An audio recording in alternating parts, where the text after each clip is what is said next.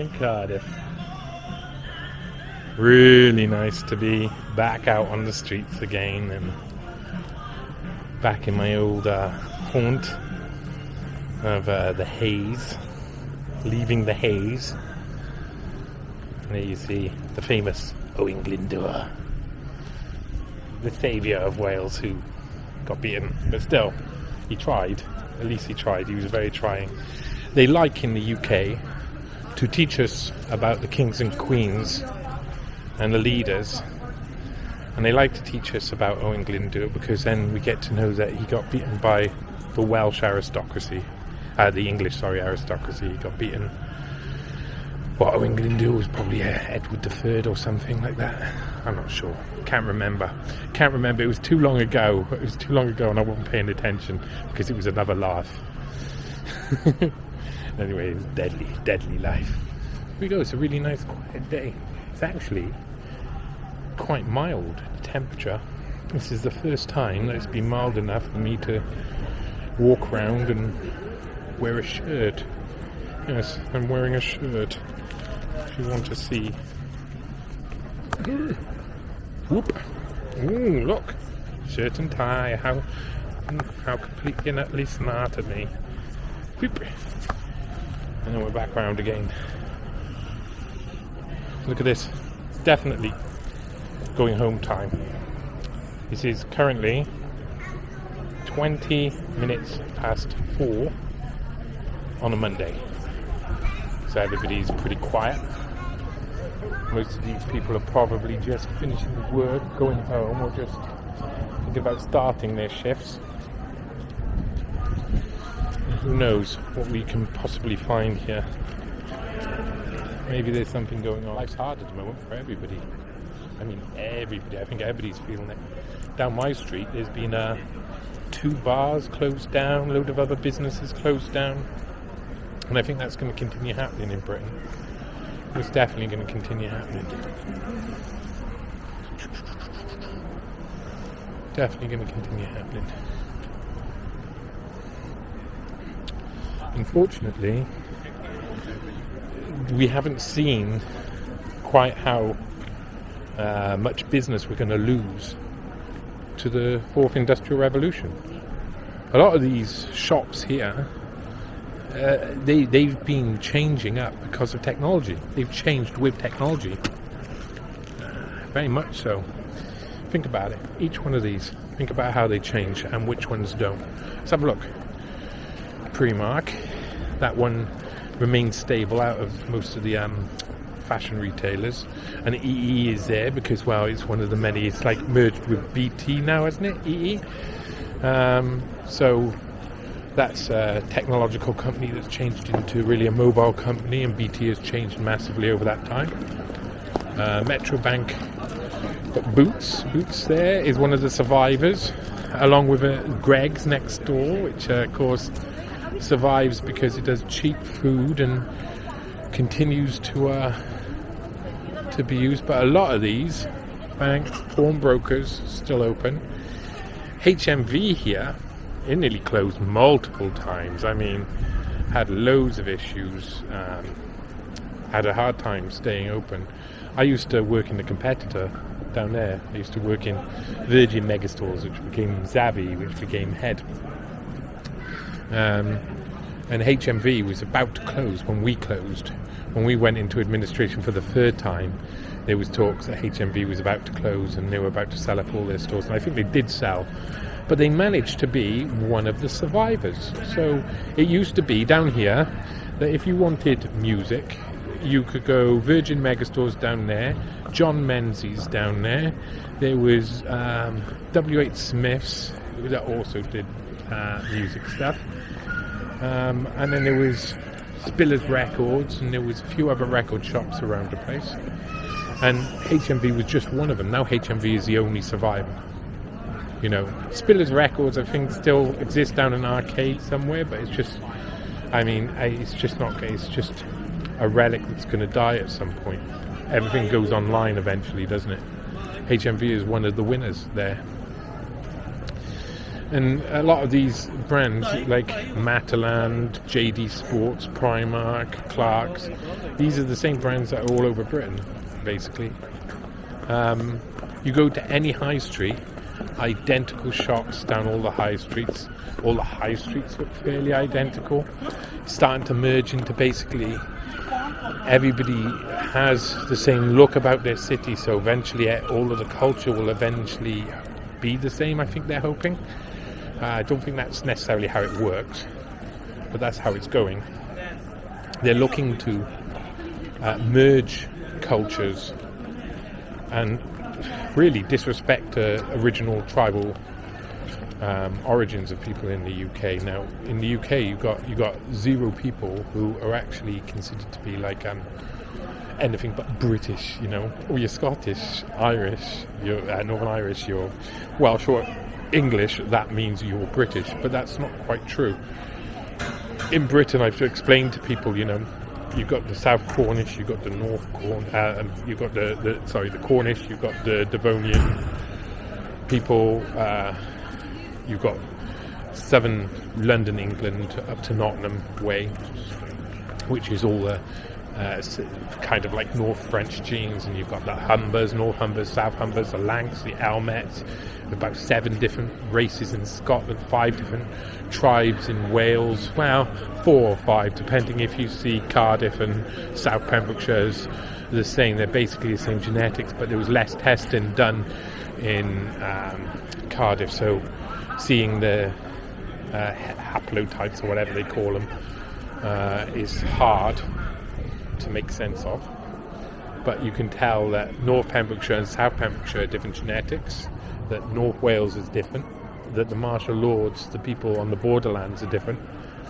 And so we got massive genetic diversity, and even though we've got like about 20 different tribes in the UK, look at this fucking shit, everything looks the fucking same. 20 tribes plus, and everybody's treated as the same culture. But they're not, are they?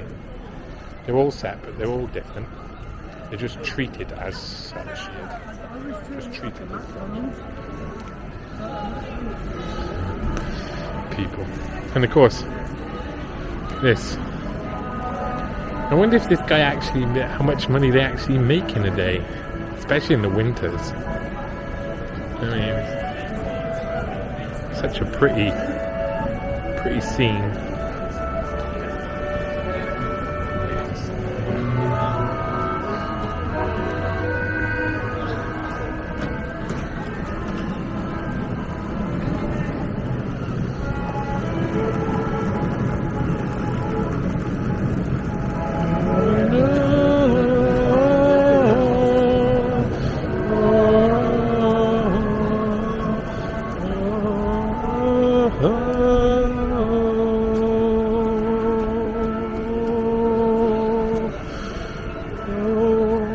Lego cadence at the end. I love the music that this plays. I'm glad they don't just play pop music. See if you can recognize the song.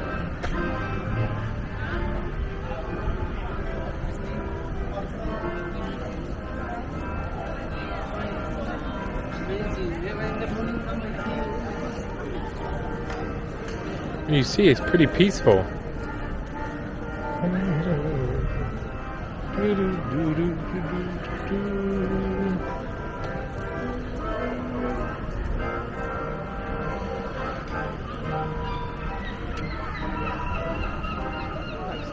Really nice. Oh, there's some stuff going down there, and some new stuff. I wonder what that is. They've dug a massive hole, and what is that? Is that... oh! This is new. I'm going to go check out the new thing. Well, this thing, once upon a time, by here, there was a bandstand. Years ago, actually, I saw Bon Jovi play. Right here. Right here. On where the bandstand used to be. They were shit. Miming. It was just such a wank thing. It was just like, oh, turn up. Oh, we're going to mime a song and then leave. So gay. But my sister was desperate to come and look at them and watch them. So we went together. And here you go, they've made a new look. They've made this. Wow, okay. Before, there was zero water down the centre of here. Now, definite water down the centre of here. None of this was here last year. So this has been done over winter. I suppose it didn't matter whether or not it got flooded. And look, they've got some form of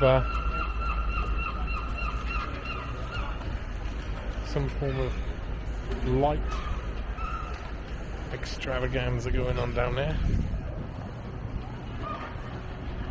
I suppose in a sense this could be the modern bandstand, couldn't it? I wonder if they're going to do this. Illuminated Reeds Symphony. Whoop.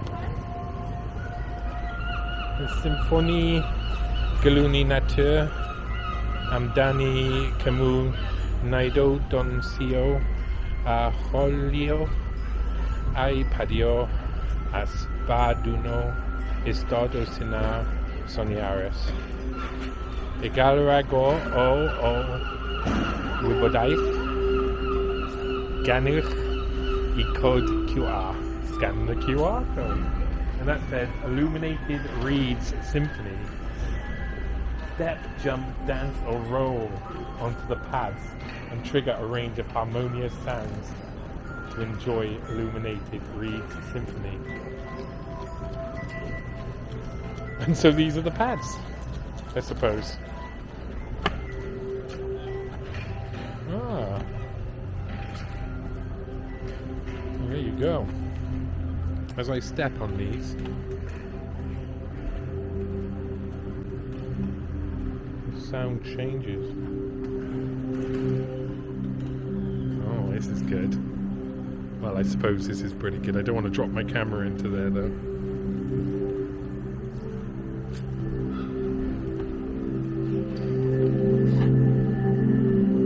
So that's it. These pads have sensors under them.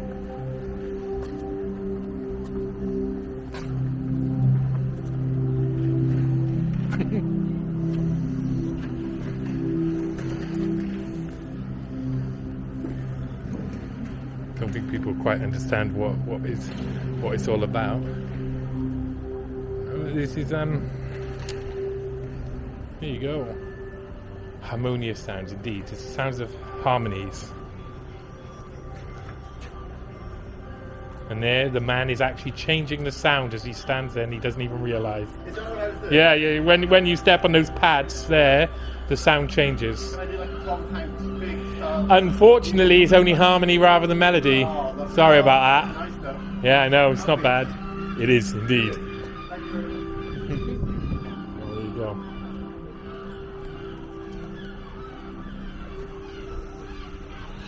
Oh, that's interesting that they put that stuff on. I wonder if it's going to stay there, how long it's going to stay there for. If it's a permanent thing in Cardiff. Feels like Cardiff is getting elements of Bristol about it. Like Bristol a few years ago had a lot of projects like this. If you went down to the waterside cafes by Bristol. Look at that. If you went to the waterside cafes in Bristol, it was often like installations and stuff happening. So it's really nice to see something like that going on in Cardiff. And then you see the kid over there is enjoying pressing on the harmonious sounds. Look, changes the colour as he goes. That's what I like more than anything, is stuff for the kids to interact with. And it's true, it changes as he moves. It's quite amazing. And of course these guys are obviously building the rest. One day the whole place will be a sound. You won't be able to stop it. But for the time being, they're changing this so much. I mean, this is unbelievable. It really is unbelievable. This is a massive change, and it's quite good because this was a waste of space for a long time. I always felt like that. It's same the Hayes. They developed it really heavily, but when they developed the Hayes, I mean, it just basically put in swanky shops all in there, and none of the people who lived here could really afford it. Only the people who lived in the city centre or down Cardiff Bay could actually afford it. So, let's go down a little bit further. Still, I suppose they could do a good job of cleaning things up. I wonder if they're actually going to start growing stuff then. You see these pads here, obviously planted stuff. Want to develop some sort of sea, some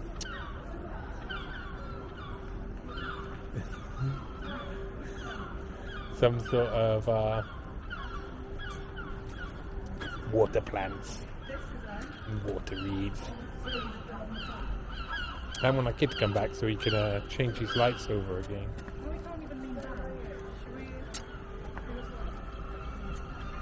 I know it's so pretty, but like I don't know what's wrong. It's hard to find the right seat. It's hard.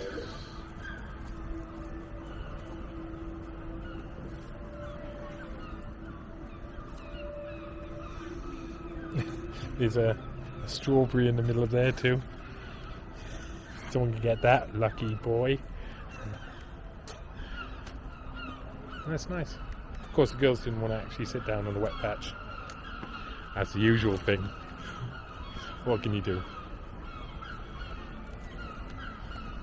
Yeah. Making change.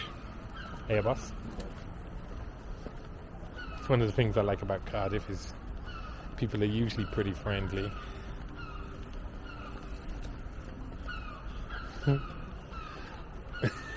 Friendly or a little gormless at times.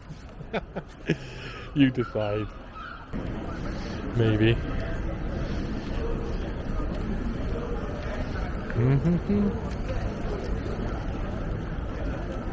So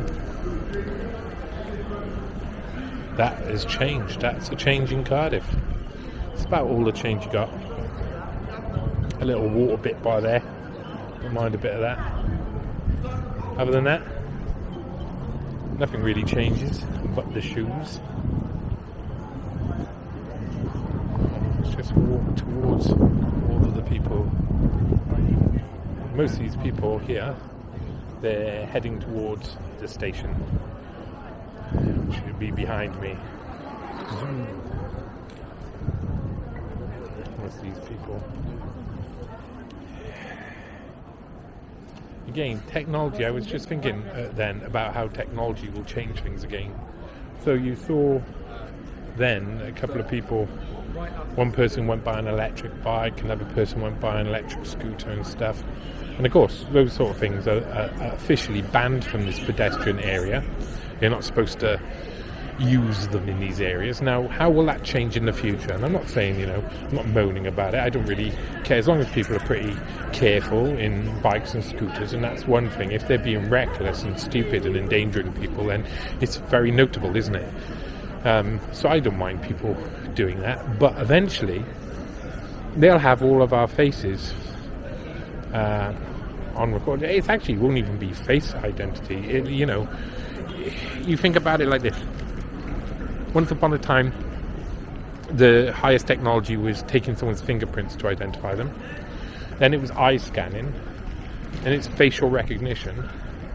Then it will be just body recognition, oral recognition, skin recognition, something else that I can't even describe yet. Energy recognition, that we don't understand the science of. We did not understand the science of eye recognition back 50, 60 years ago, but now we do very well. So, retina scanning is almost every day, face scanning almost every day. You do it to open up your phone, you do it for loads of other things, and they'll database all this stuff eventually. They'll put it all in databases, and and that will be the way that these people who are riding along here will all be blipping and will be fined for using their bikes and these sort of things, and humanity again is taken one step away, and again we're controlled by robots. You know, that's really what it is at the end of it. Be controlled by robots. So, still, maybe we get controlled by nice robots. Who knows? Maybe we'll get controlled by nice robots. Who knows?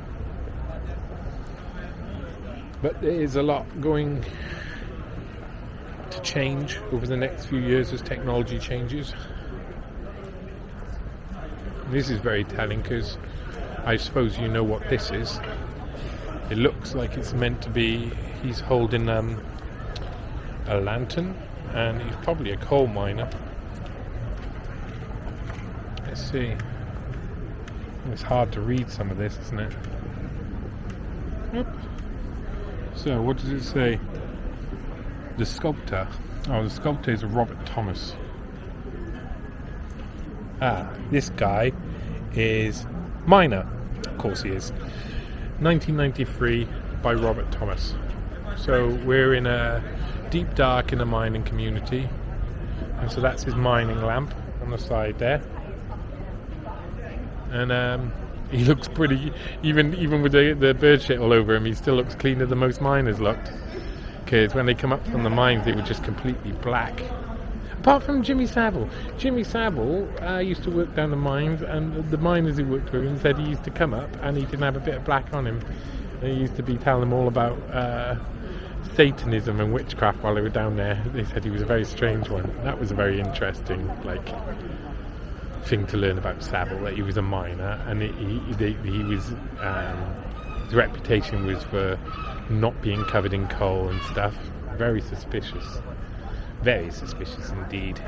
Maybe just a lie though, told up by people. People do a lot of that, don't they? Oh, look at that bad boy scooting around here with his foot out. Naughty.